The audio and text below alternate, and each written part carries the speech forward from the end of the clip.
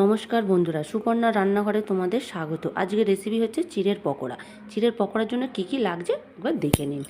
Tomato কুচি, নুন হলুদ দিয়ে সেদ্ধ করা আলু সেদ্ধ, পেঁয়াজ কুচি, ধনেপাতা কুচি, কাঁচা লঙ্কা কুচি, এক বাটি বেসন, আর ওখানে আদা রসুন বাটা, আর এখানে চিড়েটা আমি একটু ধুয়ে নিচ্ছি।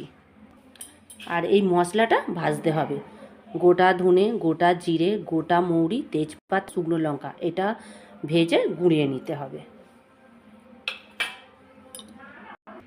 চিড়েটা আমি জল দিয়ে ধুয়ে নিচ্ছি।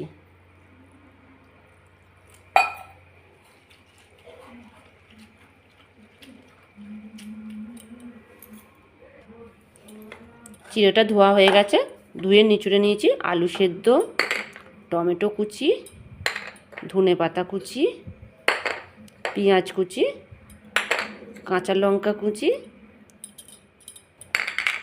সেই জিরে ধনে মৌরি সব ভেজে গুঁড়িয়ে নিয়েছি। সেই মশলাটা,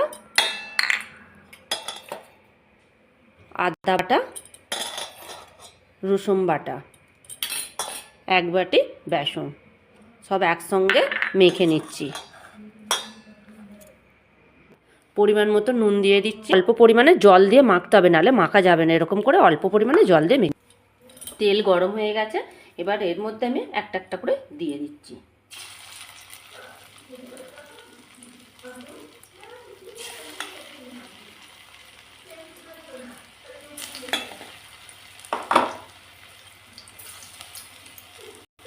এগুলো ভাজা হয়ে গেছে, আমি তুলে নিচ্ছি একটা জায়গায়।